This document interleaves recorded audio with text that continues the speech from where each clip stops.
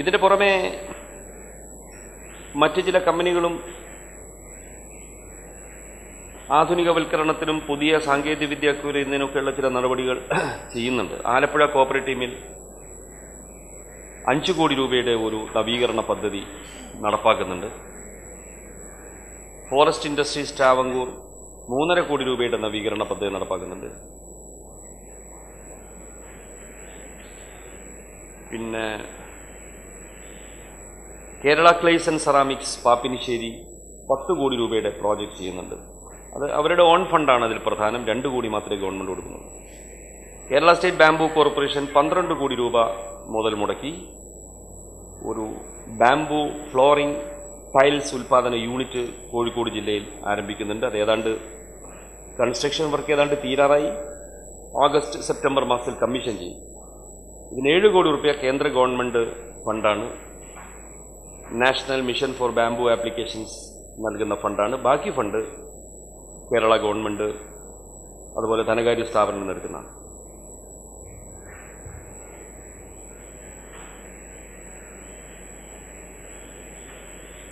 Kerala ceramics Kundara അവരും ഒരു 9 കോടി രൂപയുടെ എക്സ്പാൻഷൻ പ്രോജക്റ്റ് ഏറ്റെടുക്കുന്നുണ്ട്. അവർ 4 കോടി ലാൻഡ് അക്വിസിഷന് വേണ്ടിയാണ്, അവരുടെ ക്ലേ മൈനിങ്ങിന് വേണ്ടി. ബാക്കിയുള്ളത് മോഡേണൈസേഷന് വേണ്ടിയാണ്. എല്ലാ കമ്പനികളും ഇതുപോലെ മോഡേണൈസേഷനും എക്സ്പാൻഷനുള്ള പ്രോജക്റ്റുകൾ സ്വയമായി ചെയ്യാൻ ഇതിൻ്റെ പുറമെ പ്ലാൻ ചെയ്തിട്ടുണ്ട്. 2010-11 പബ്ലിക് സെക്ടറിന് ഏറ്റവും മെച്ചപ്പെട്ട വർഷമായിരിക്കുമെന്നാണ് ഞങ്ങൾ പ്രതീക്ഷിക്കുന്നത്. പ്രതികൂലമായ ഘടകങ്ങൾ 1-2 ഗൗരവമായി കാണുന്നുണ്ട്. ഒന്ന്, പെട്രോളിയം ഉൽപ്പന്നങ്ങളുടെ വിലയിൽ അമിതമായ വർധനമുണ്ടാവുകയാണെങ്കിൽ ഈ ബഡ്ജറ്റിൽ ചില താളം തെറ്റുകൾ ഉണ്ടായിക്കൂടുന്നില്ല. പക്ഷേ അത്ര ഗൗരവമായ നിലയിലുള്ളൊരു ഭീഷണി വരുമെന്നറിയില്ല. ഇപ്പോൾ അങ്ങനെയില്ല.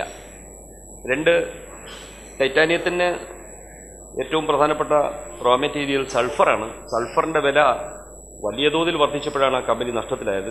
ഇന്നത് ഗണ്യമായി കുറഞ്ഞപ്പോൾ നല്ല ലാഭത്തിലായി. അതിൻ്റെ വിലയും താളം തെറ്റിയാൽ ആ കമ്പനിയുടെ സ്ഥിതി കുഴപ്പത്തിലാവും, ഇല്ലെങ്കിൽ പ്രശ്നങ്ങളൊന്നുമില്ല. ഈ 2 പ്രധാനപ്പെട്ട ഭീഷണികളാണ് ഭാവിയെ സംബന്ധിച്ച് കാണുന്നത്. മറ്റൊരു പ്രശ്നവും തൽക്കാലം അഭിമുഖീകരിക്കുന്നില്ല. വൈദ്യുതി മേഖലയിൽ 2 മാസത്തെ ക്രമീകരണം പൊതുവിൽ കമ്പനികളെ ബാധിക്കുന്നതല്ല. അതനുസരിച്ച് ഒരു പ്രൊഡക്ഷൻ പ്ലാൻ ചെയ്തിട്ടുണ്ട്. അതുകൊണ്ട് അമിത ചെലവ് കമ്പനികളെ ബാധിക്കാത്ത വിധത്തിൽ ക്രമീകരിക്കാൻ സാധിച്ചിട്ടുണ്ട്. പിന്നെ എല്ലാ കമ്പനികളിലും വേക്കൻസി ഫില്ലപ്പ് ചെയ്യണമെന്ന് തീരുമാനിച്ചിട്ടുണ്ട്. വേക്കൻസികളെല്ലാം മെച്ചപ്പെട്ട അവസ്ഥ വന്നതുകൊണ്ട് എല്ലാവരുടെയും വേക്കൻസികൾ നോക്കി ഫില്ലപ്പ് ചെയ്യാൻ, വേക്കൻസികൾ അടിയന്തരമായി റിപ്പോർട്ട് ചെയ്യാൻ കമ്പനികളോടെല്ലാം ആവശ്യപ്പെട്ടിട്ടുണ്ട്. മാനേജ്മെൻറ്റ് തലത്തിലും നിലവിലുള്ള എല്ലാ ഒഴിവുകളും നികത്തി മാനേജ്മെൻറ്റ് ശക്തിപ്പെടുത്താൻ ആവശ്യമായ റിക്രൂട്ട്മെൻറ്റ് നടത്താൻ തീരുമാനിച്ചിട്ടുണ്ട്.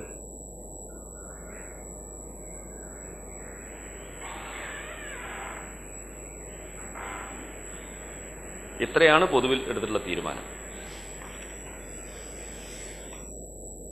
ഈ 8 പുതിയ പൊതുമേഖലാ യൂണിറ്റുകൾ സ്ഥാപിക്കുന്നത് ഉൾപ്പെടെ എടുത്തിട്ടുള്ള ഈ തീരുമാനം കേരളത്തിൻ്റെ സമീപകാല ചരിത്രത്തിലൊരു പുതിയ സംഭവമാണ്. കഴിഞ്ഞ കുറേ വർഷങ്ങളായി കേരളത്തിൽ പൊതുമേഖലാ സ്ഥാപനങ്ങളുടെ സിക്നെസ്സിനെ സംബന്ധിച്ചാണ് നാം ചർച്ച ചെയ്തുകൊണ്ടിരുന്നത്. അതിൽ ഒരു ഘട്ടത്തിൽ 2001-2006 കാലത്തെ ഗവൺമെൻറ് അന്നത്തെ സാഹചര്യത്തെ നേരിടാൻ നഷ്ടത്തിലുള്ള സ്ഥാപനങ്ങൾ അടച്ചുപൂട്ടുകയോ അല്ലെങ്കിൽ സ്വകാര്യവൽക്കരിക്കുകയോ എന്ന നിലപാടും സ്വീകരിക്കുകയുണ്ടായി. അന്ന് ആ തീരുമാനത്തിൻ്റെ അടിസ്ഥാനത്തിൽ കുറേ യൂണിറ്റുകൾ അടച്ചുപൂട്ടുകയും ചെയ്തിരുന്നു. 28 യൂണിറ്റുകൾ ക്ലോസ് ചെയ്തുകൊണ്ട് അന്ന് ഗവൺമെൻറ് ഉത്തരവിറക്കിയിരുന്നു. 6600 പേരെയാണ് അന്ന് VRS വഴി സേവനം അവസാനിപ്പിച്ചത്. അതും കഴിഞ്ഞ് ഈ ഗവൺമെൻറ് വന്നതിന് ശേഷം പൊതുമേഖലാ സ്ഥാപനങ്ങളുടെ നിലനിർത്തുക, സംരക്ഷിക്കുക എന്ന നിലപാട് സ്വീകരിച്ചു. അടച്ചുപൂട്ടിയ ചിലത് തുറന്നു. അതിലൊന്ന് Thiruvannur cotton mill, Malabar spinning and weaving mill. അടച്ചുപൂട്ടിയ ഉത്തരവ് റദ്ദ് ചെയ്ത് അത് റീഓപ്പൺ ചെയ്തു. കേരള സോപ്പ് റീഓപ്പൺ ചെയ്തു. ട്രിവാൻഡ്രം സ്പിന്നിംഗ് മിൽ റീഓപ്പൺ ചെയ്തു. അന്ന് അടച്ചുപൂട്ടി പ്രൊഡക്ഷൻ നിർത്തിയിരുന്ന Kerala state drugs and pharmaceuticals വീണ്ടും പ്രവർത്തനം ആരംഭിച്ചു. അടച്ചുപൂട്ടാൻ തീരുമാനിച്ചിരുന്ന കമ്പനികളുടെ ആ തീരുമാനം റദ്ദ് ചെയ്തു. ഓട്ടോകാസ്റ്റ് പോലെയുള്ള കമ്പനികൾ ഇതാണ് ചെയ്തുകൊണ്ടിരുന്നത്. 3-4 വർഷക്കാലം ഈ പ്രവർത്തനം വിജയകരമായി നടപ്പാക്കുകയും കമ്പനികൾ സ്റ്റേബിൾ ആവുകയും ഭൂരിപക്ഷം കമ്പനികൾ ലാഭത്തിലാവുകയും പലതിൻ്റെയും മോഡേണൈസേഷനൊക്കെ നടക്കുകയും ചെയ്ത പശ്ചാത്തലത്തിലാണ് ഒരു പുതിയ ഘട്ടത്തിലേക്ക് കേരളം പ്രവേശിക്കുന്നത്. 8 പുതിയ യൂണിറ്റുകൾ ഉണ്ടാക്കുക. ഈ 8 പുതിയ യൂണിറ്റുകളിലായി 200 ചില്ലാനം കോടി രൂപയുടെ ക്യാപിറ്റൽ ഇൻവെസ്റ്റ്മെന്റ് വരും. അത് ഈ സ്റ്റേറ്റിൻ്റെ സമ്പത്തായി മാറും. അപ്പോൾ പൊതുമേഖലാ സ്ഥാപനങ്ങൾ പ്രവർത്തിക്കുക, അവിടെ ഉണ്ടാക്കുന്ന വരുമാനം ജീവനക്കാർക്കും തൊഴിലാളികൾക്കും ശമ്പളവും ബോണസുമായിട്ട് കൊടുക്കുക, അല്ലെങ്കിൽ ഗവൺമെൻറ് ഡിവിഡൻഡ് കൊടുക്കുക എന്നത് മാത്രമല്ലാതെ ഒരു വെൽത്ത് ക്രിയേഷൻ, സമ്പത്തുൽപാദനം ഇത്ര മാസീവായി പബ്ലിക് സെക്ടറിൻ്റെ ഫണ്ടും കൂടി ഉപയോഗപ്പെടുത്തിക്കൊണ്ട് കേരളത്തിലാദ്യമാണ്. ഇത് കുറേ തൊഴിലവസരങ്ങൾ പുതുതായി സൃഷ്ടിക്കുന്നതാണ് എന്നത് മാത്രമല്ല, കേരളത്തിലെ വ്യവസായ അന്തരീക്ഷത്തിന് ഒരു നല്ല ദിശാബോധം നൽകാൻ കൂടി ഉപകരിക്കുന്നതാണ്. ടെക്സ്റ്റൈൽസ് കോർപ്പറേഷൻ ഈ കഴിഞ്ഞ വർഷം പ്രോഫിറ്റബിളായി നടന്നു. നൂലിന് നല്ല റിയലൈസേഷൻ വില കിട്ടുന്നുണ്ട്. പഞ്ഞി സെൻട്രലൈസ്ഡ് പർച്ചേസ് സ്കീം കൊണ്ടുവന്നു. 12 കോടി രൂപ ഗവൺമെൻറ് ഒരു കോർപ്പസ് ഫണ്ട് കൊടുത്തു. അതുപയോഗിച്ച് നല്ല സീസണിൽ നല്ല ക്വാളിറ്റി പഞ്ഞി താരതമ്യേന കുറഞ്ഞ വിലക്ക് ഒന്നിച്ചു വാങ്ങി കമ്പനികൾക്ക് നൽകുന്ന സിസ്റ്റം കൊണ്ടുവന്നപ്പോൾ ഓരോ കമ്പനിയുടെയും കോസ്റ്റ് ഓഫ് പ്രൊഡക്ഷനിൽ റോ മെറ്റീരിയൽ കോസ്റ്റിൽ 5% വരെ കുറവ് വന്നു. നൂലിൻ്റെ വിലയിൽ കൂടുതലുണ്ടായി. ഇതിൻ്റെ പുറമെ പ്രോഡക്ടിവിറ്റി ഇൻക്രീസ് ചെയ്തു. ട്രേഡ് യൂണിയനുകളുമായും തൊഴിലാളികളുമായും ചർച്ച ചെയ്ത് അവരുടെ വർക്ക് നോംസിലെല്ലാം തീരുമാനപ്രകാരമുള്ള ജോലി കിട്ടത്തക്ക നിലയിൽ അവരുമായി ചർച്ച ചെയ്ത് ധാരണ ഉണ്ടാക്കിയതിൻ്റെ അടിസ്ഥാനത്തിൽ ഓരോ ആഴ്ചയും മില്ലുകളുടെ പ്രവർത്തനം അവലോകനം ചെയ്യുന്ന രീതി കൂടി നടപ്പാക്കിയപ്പോൾ അതിൻ്റെ പുറമെ എനർജി ഓഡിറ്റിലൂടെ പവർ കൺസംഷനിൽ കുറവുണ്ടാക്കുക കൂടി ചെയ്തപ്പോൾ ടെക്സ്റ്റൈൽ കോർപ്പറേഷന് കീഴിലുള്ള സീതാറാം മില്ല് ഒഴികെയുള്ള എല്ലാ യൂണിറ്റുകളും കഴിഞ്ഞ വർഷം പ്രോഫിറ്റിലായി. ഈ വർഷവും അടുത്ത വർഷങ്ങളിലും ഈ ട്രെൻഡ് തുടരാനാണ് സാധ്യത. കാരണം ഇന്ത്യയിൽ ടെക്സ്റ്റൈൽ മേഖലയിൽ കഴിഞ്ഞ 3-4 വർഷമായി ഉണ്ടായ പ്രതിസന്ധി പ്രൊഡക്ഷനിൽ ഒരുപാട് കുറവ് വരുത്തിയിട്ടുണ്ട്. ഒരുപാട് മില്ലുകൾ അടച്ചുപൂട്ടിപ്പോയി, ഒരുപാട് തറികൾ നിശബ്ദമായി. തമിഴ്നാട് സംസ്ഥാനങ്ങളിലൊക്കെ അനേകം മില്ലുകൾ അടച്ചുപൂട്ടിപ്പോയി. കേരളത്തിലുണ്ടായിരുന്ന സ്വകാര്യ മില്ലുകളിൽ GTN ഒഴികെയുള്ളതെല്ലാം അടച്ചുപൂട്ടിപ്പോയി. അപ്പം അതുകൊണ്ട് പ്രൊഡക്ഷൻ ഉണ്ടായിട്ടുള്ള ഈ കുറവ് കുറേ വർഷങ്ങൾക്ക് ഈ ഡിമാൻഡ് നല്ല തോതിൽ ഉയർന്നു വരാനുള്ള സാധ്യത ഉണ്ടാക്കുന്നുണ്ട്. അത് കണ്ടുകൊണ്ടുകൂടിയാണ് പുതിയ ടെക്സ്റ്റൈൽ യൂണിറ്റുകൾ സ്ഥാപിക്കാൻ ടെക്സ്റ്റൈൽ കോർപ്പറേഷൻ്റെ നേതൃത്വത്തിൽ കോമഡോർ സ്പിന്നിംഗ് മില്ല് തുറക്കുന്നത്, കണ്ണൂർ ഹൈടെക് നെയ്ത്ത് factory, Kasaragod open and spinning mill എന്നീ യൂണിറ്റുകൾ ആരംഭിക്കണമെന്ന് നിശ്ചയിച്ചു.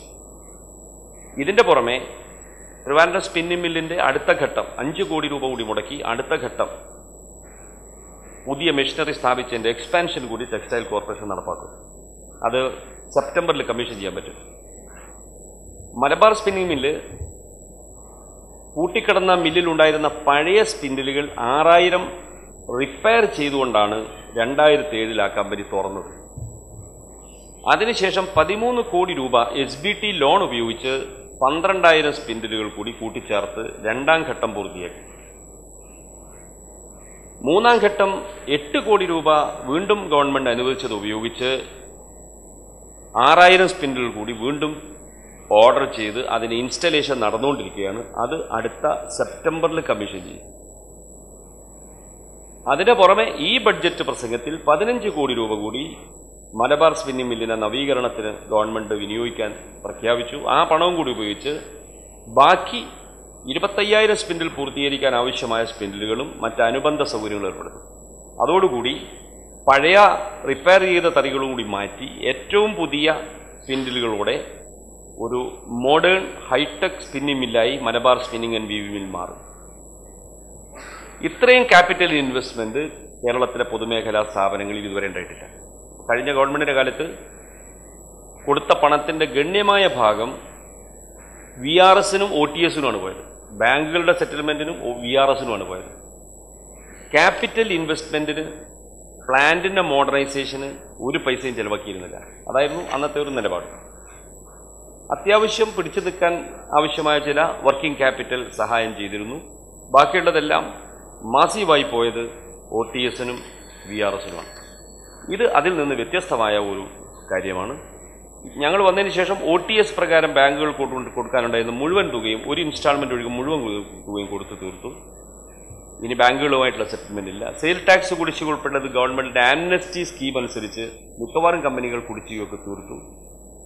ഇനി വർഷങ്ങൾക്ക് മുമ്പ് ഉണ്ടാക്കിയ നഷ്ടം, അക്യൂമുലേറ്റഡ് ലോസ് ബാക്കി നിൽക്കുന്നുണ്ട് പല കമ്പനികൾ. അത് മുഴുവൻ വൈപ്പ് ഔട്ട് ചെയ്യാൻ മാത്രമുള്ള ലാഭം ആയി കഴിഞ്ഞിട്ടില്ല. അങ്ങനെ ചില സ്ഥാപനങ്ങളുണ്ട്. അവയെ സ്ട്രെങ്തൻ ചെയ്യിക്കുന്നതിന് ആവശ്യമായ നടപടികൾ കൂടി ആലോചിക്കേണ്ടതായിട്ടുണ്ട്. അത് സാവകാശത്തിൽ ഗവൺമെന്റ് ആലോചിക്കും. ഗവൺമെന്റ് നൽകിയ വായ്പകളും ഗവൺമെന്റ് നൽകിയിട്ടുള്ള മറ്റ് സഹായങ്ങളും ഇക്വിറ്റിയായി കൺവെർട്ട് ചെയ്യുകയോ അതിന് കമ്പനിയുടെ ഇക്വിറ്റി ബേസ് റേസ് ചെയ്യണം. അങ്ങനെയൊക്കെയുള്ള ചില നടപടികളിലൂടെ കമ്പനിയുടെ അസറ്റ്സ് റീവാലുവേഷൻ നടത്തി അങ്ങനെ ചില നടപടികൾ ആലോചിക്കേണ്ടതായിട്ടുണ്ട്. പിന്നെ ചില കമ്പനികൾ അമാൽഗമേറ്റ് ചെയ്ത് വലിയ കമ്പനികളാക്കണം എന്ന തീരുമാനം ഞങ്ങൾ ആലോചിച്ചു വരികയാണ്. അതിൻ്റെ ഭാഗമായി സമാന സ്വഭാവത്തോടെ പ്രവർത്തിക്കുന്ന കമ്പനികളെ ഏകീകരിച്ചു കൊണ്ടുവരിക. അങ്ങനെ വരുമ്പോൾ എസ്റ്റാബ്ലിഷ്മെന്റ് എക്സ്പെൻസസിൽ ഒരുപാട് കുറവ് വരുത്താൻ പറ്റും. കമ്പനികളുടെ പ്രവർത്തനം ശക്തിപ്പെടും. ആ ലൈനിലാണ് കണ്ണൂർ ജില്ലയിലെ കെൽട്രോണിന്റെ 4 യൂണിറ്റുകൾ ഒന്നിച്ചൊരു കമ്പനിയാക്കിയത്. ഇനി അത് കണ്ണൂരിലെ കെൽട്രോൺ യൂണിറ്റ്, കുറ്റിപ്പുറത്തെ Keltron electro ceramics, Kerala electronic development corporation, ഇങ്ങനെ 3 സ്ഥാപനങ്ങളായി ഇപ്പോഴും വേറിട്ട് പ്രവർത്തിക്കുകയാണ്. ഇത് 3ഉം കൂടി ഒന്നാക്കി സിംഗിൾ കെൽട്രോൺ എന്ന Kerala state electronic development corporation ഒറ്റ കമ്പനിയാക്കി മാറ്റുക എന്നതും ഒരു ലക്ഷ്യമായി ഗവൺമെന്റ് കാണുന്നുണ്ട്. ആ വിധത്തിലുള്ള ഏകീകരണം കമ്പനികളുടെ പ്രവർത്തനത്തെ കൂടുതൽ ശക്തിപ്പെടുത്തും, ചെലവുകൾ കുറയ്ക്കാനിടയാക്കും. ഈ കാര്യങ്ങൾ കൂടി പ്രാവർത്തികമാക്കണമെന്ന് ആലോചിക്കുന്നുണ്ട്. ഇത്രയാണ് പബ്ലിക് സെക്ടറിൽ ചെയ്യാൻ ഉദ്ദേശിക്കുന്നത്. കേന്ദ്ര കമ്പനികളുമായിട്ടുള്ള ജോയിന്റ് വെഞ്ചറുകൾ NTPC ടെൽക്ക് പൂർണ്ണമായും നടപ്പിലായി. BHEL കെല്ല് സംയുക്ത സംരംഭം അതിന് നിശ്ചയിച്ച മൈൽ സ്റ്റോൺ അനുസരിച്ച്, ഷെഡ്യൂൾ അനുസരിച്ച് മുന്നോട്ട് പോവുകയാണ്. നമ്മുടെ കെല്ലിന്റെ വാല്യുവേഷൻ 2 കൂട്ടരും അംഗീകരിച്ച പ്രകാരം നടന്നു. 5 വർഷത്തേക്കുള്ള ബിസിനസ് പ്ലാൻ തയ്യാറാക്കി. ഇനി അതിന് BHELന്റെ ബോർഡിന്റെ അപ്രൂവൽ കിട്ടിക്കഴിഞ്ഞാൽ നമ്മുടെ ഷെയർ ട്രാൻസ്ഫർ ചെയ്യും, മറ്റു നടപടികൾ പൂർത്തീകരിക്കും. അതിന് BHELന്റെ മേധാവികളും കെല്ലിന്റെ ഉത്തരവാദപ്പെട്ട ആളുകളും തമ്മിൽ നടത്തി ചർച്ച ചെയ്ത് അതിലൊരു സമയം തീരുമാനിച്ചിട്ടുണ്ട്. ആ സമയം അനുസരിച്ച് കാര്യങ്ങൾ പോകുന്നുണ്ട്. സ്റ്റീൽ കോംപ്ലക്സ് ജോയിന്റ് വെഞ്ചറും അതുപോലെ തന്നെയാണ് നീങ്ങിക്കൊണ്ടിരിക്കുന്നത്. സെയിലിന്റെ ബാധ്യത മുഴുവൻ തീർക്കണമായിരുന്നു ഗവൺമെന്റ്. അതെല്ലാം ഞങ്ങൾ തീർത്തു. കഴിഞ്ഞ 2 ക്യാബിനറ്റിന് മുമ്പാണ് അവസാനത്തെ തീരുമാനമെടുത്തത്. ഇനി അതിന്റെ വാല്യുവേഷൻ നടന്നിട്ടുണ്ട്. ഇനി അതിന്റെ ഷെയർ ട്രാൻസ്ഫർ ഉൾപ്പെടെയുള്ള അടുത്ത നടപടിയിലേക്ക് പോകുന്നതിന് മുമ്പ് BIFRൽ നിന്ന് കമ്പനിയെ പുറത്തു കൊണ്ടുവരണം. അടുത്ത BIFR സിറ്റിംഗിൽ കമ്പനി BIFRന്റെ പുറത്തു വരും. പുറത്തു വന്നു കഴിഞ്ഞാൽ ഈ കമ്പനിയുടെ ഷെയർ ട്രാൻസ്ഫർ ഉടനെ നടക്കും. സെയിലിന്റെ ഒരു ഉയർന്ന ഉദ്യോഗസ്ഥനെ സ്റ്റീൽ കോംപ്ലക്സിന്റെ മാനേജിംഗ് ഡയറക്ടറായി ഇതിനകം നിയോഗിച്ചിട്ടുണ്ട്. അദ്ദേഹമാണ് ഇപ്പോൾ കമ്പനിയുടെ MD ആയിട്ട് പ്രവർത്തിച്ചുകൊണ്ടിരിക്കുന്നത്. അപ്പോൾ അതും ഉടനെ പ്രയോഗത്തിൽ വരും. JV പൂർണ്ണമായി കഴിഞ്ഞാൽ റീറോളിംഗ് മില്ല് സ്ഥാപിക്കാനുള്ള ക്യാപിറ്റൽ ഇൻവെസ്റ്റ്മെന്റ് നടക്കും. 30 കോടി രൂപയാണ് അതിന് പ്രോജക്റ്റ് തയ്യാറാക്കിയിട്ടുള്ളത്.